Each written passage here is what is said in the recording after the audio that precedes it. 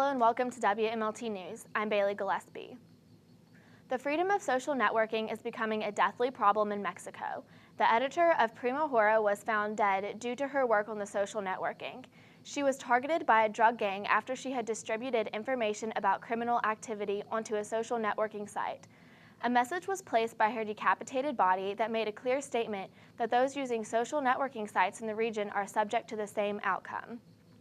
Earlier this month, a man and woman's mutilated bodies were found over a Mexico bridge where a similar warning was also posted. This seems to be an alarming strategy that is trying to intimidate social networking users so that they refrain from posting violence-related information. All of these murders have occurred due to the posting on social networks that relate to Mexico drug cartel. Mexico is in an all-out war where posting violent and drug-related words can cause you to lose your life. A Concord University graduate returned to campus to sign copies of her book. Congdon set up in the library to pass out signed copies of her latest book. Congdon grew up in a small town in West Virginia. She had an alcoholic mother. As a child, Congdon was intrigued by the book Dracula and felt her own connection because of her mother's insatiable thirst for alcohol. It helped me to realize that my mother, who drank, did have something in common with Count Dracula. Basically, I mean, it's sad to say that they had an insatiable thirst that drained others, and that's the way it was. Congdon's memoir is called It Started with Dracula, The Count, My Mother, and Me. A lot of controversy is steaming around a small Alabama town over a new program to help criminals find Jesus. Local judges at Bay Minette, Alabama are now offering those found guilty of misdemeanor the choice of serving a jail sentence, paying a fine, or attending church. Under a new program called Operation Restore Our Community, individuals charged with a nonviolent crime have the choice of going to church every Sunday for a year as their sentence. Those who choose this route would have to check in with a pastor in the police department each week. Local police say that this measure is one that will save money while directing people down the right path. However, opposition has arose saying that the act is blatantly unconstitutional. The reasoning for this is that it violates the Constitution by forcing participation in religious activity. Now with Concord Sports, here's Shane Burris. Thanks, Bailey. Concord football picked up their second straight win on homecoming Saturday, defeating West Virginia State University 38-7. Zach Grossi was the star of the day, throwing for 375 yards and 3 touchdowns.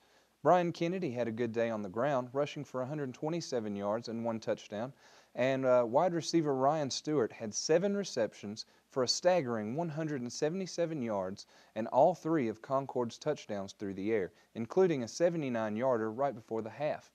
It was a nice homecoming for the Mountain Lions, and they look to keep up the success this Saturday as they host the number 4 nationally ranked Shepherd University Rams here at Callahan Stadium. Kickoff is scheduled for 1 p.m. After the thrashing that Concord laid on West Virginia State, there was only one thing on many native West Virginians' minds, and that was Louisiana State University. The Mountaineers played host to the Bayou Bengals on Saturday night in front of a hostile Morgantown crowd. Being from the SEC, the Tigers were unaffected by the crowd, piling up 47 points on the Mountaineers and defeating them by a shocking 26 points. Quarterback Geno Smith had no problem throwing against the nation's best defensive backfield, but they were rarely able to go over the top, mostly resorting to short passes and screens. WVU also showed their lack of maturity in the defense, letting LSU's quarterback Jarrett Lee throw the ball all over the field with little or no threat to his health. West Virginia will next take on the Falcons of Bowling Green this Saturday back at home. So, WVU is ready for the move to the SEC, right? Not so fast, my friend. They currently have a winning record against the SEC Conference, but 15 of those 27 wins have come against Kentucky and South Carolina. Their 3 last matchups have been against Auburn once and twice against LSU. In these 3 games, they are winless and have been outmatched and outplayed in all 3 games. While it would give the Mountaineers an increased level of prestige, the last thing that they would want to do is to lose to elite teams on a consistent basis and become less than what they are now, a Big East power. It would be a shame to give up their throne and golden streets to become the weekly SEC punching bag. Conference expansion is inevitable, but WVU is not prepared for the bright SEC lights. For sports, I'm Shane Burris. Back to you at the desk. 492 rallies were organized across the nation Tuesday afternoon. The purpose of the rallies was to convince lawmakers to save the U.S. Postal Services without layoffs and cutbacks. Its goal is to find ways to stabilize postal services and not to lay off thousands of employees. They are trying to pass a budget that would help the postal services with their financial challenges. The budget has been postponed until November 18th, which will give the Postal Service $5.5 billion. The White House, lawmakers, and the Postal Services are coming up with plans to save the post office. Stay tuned. We will return with more WMLT news in just a moment.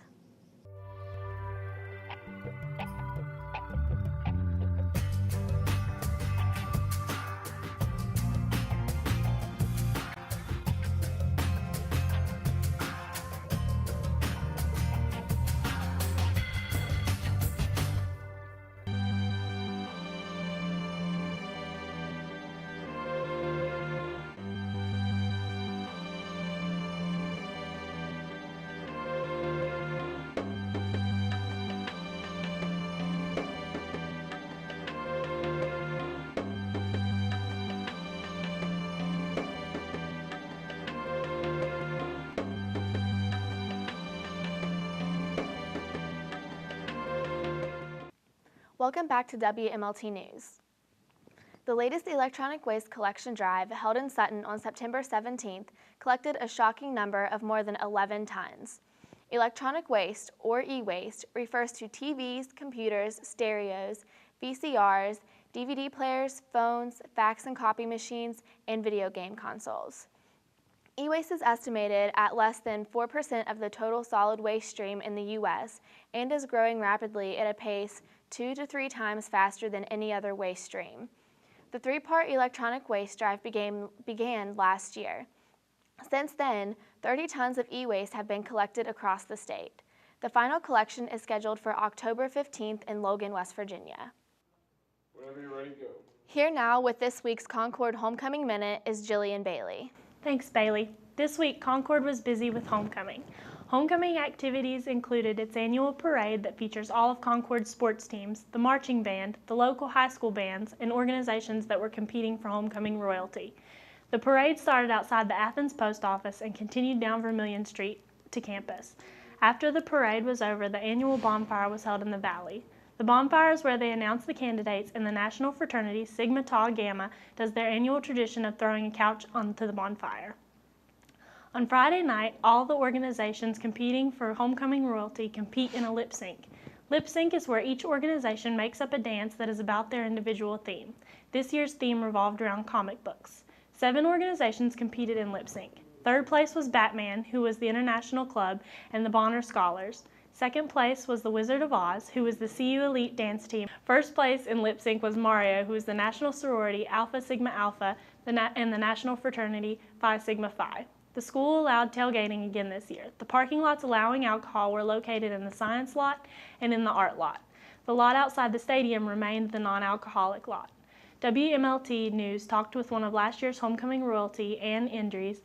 We also talked with our All-American Shawnee Carnett at halftime. They announced the homecoming winners. The winning candidates were the National Sorority Delta Zeta's Shannon McKnight and the National Fraternities Tau Kappa Epsilon's Robert Vess Fury.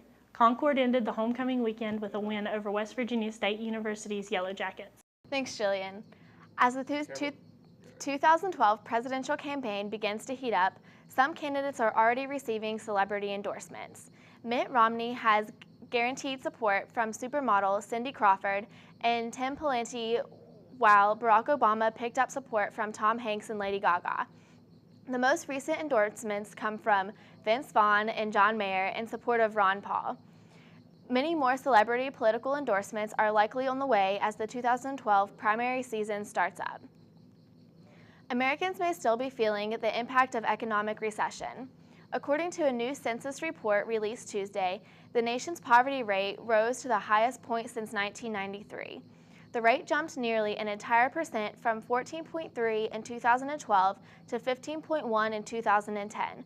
With this increase, it is estimated that 46.2 million people are now considered in poverty. The government defines poverty as annual income of less than $11,000 for an individual and less than $22,000 for a family of 4. This phenomenon is not only affecting the adults, children are feeling the impact as well. The poverty rate for children under 18 rose to 22%. This means that more than 1 in 5 American children are living in poverty. Here now with this week's Take It or Leave It is Chris Allen. For this week's Ticket or Leave It Home Edition, I'm Chris Allen.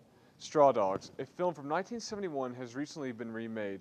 The original film, written and directed by Sam Peckinpah in 1971, captured the dark side of humanity and left the audience questioning some very controversial scenes. Peckinpah has a reputation of putting brutal, realistic violence into his films, where the main characters usually must strip themselves bare in order to survive. The 1971 Straw Dogs stars Dustin Hoffman and Susan George, a young couple, David Sumner and Amy Sumner, who return from America to Amy's home, a rural village in England. David is a mathematician who is looking for a relaxing vacation in the rural UK while he works on his book. However, harassment begins when the couple hire local workers to finish a garage. David and Amy's prolonged stay leads into some serious character development, and controversial scenes can really leave one thinking. Now for the remake. It has been written and directed by Rod Lurie, and it stars James Marsden, Kate Bosworth, and Alexander Skarsgård. The story is basically the same, with the exception of David being a mathematician, and the story is set in the Deep South, instead of rural England. David is a screenwriter who, of course, is looking to get away from the city. Unlike the realistic characters from the original, the criminals here are not, it is in the South, where backwoods rednecks would not take personal hygiene or fitness seriously. In short, they look like actors, not characters. The camera work is all right, but is too closely follows that of modern horror movies, a slasher flick, with low character development, where in the end, you probably will not be thinking much about it. Take my advice. Please see the Peckinpah version of Straw Dogs, available on Amazon.com. That's it for this week's Ticket or Leave It. Back to you, Bailey. VH1 Save the Music program visits Shady Spring Middle School Friday. The program is dedicated to preserving musical education in schools. VH1 partnered with West Virginia Division of Culture and History and the Carter Family Foundation to achieve the goal of providing every school in the state with musical instruments. Shady Spring Middle School received a donation of $30,000 in new Yamaha instruments. Once the county has received a grant, the program returns to help other schools in the county. The initiative is 18 months in, and 21 schools in 15 counties have benefited so far. That's all for this week's WMLT News from Concord University. Tune in again in 2 weeks. Have a good day.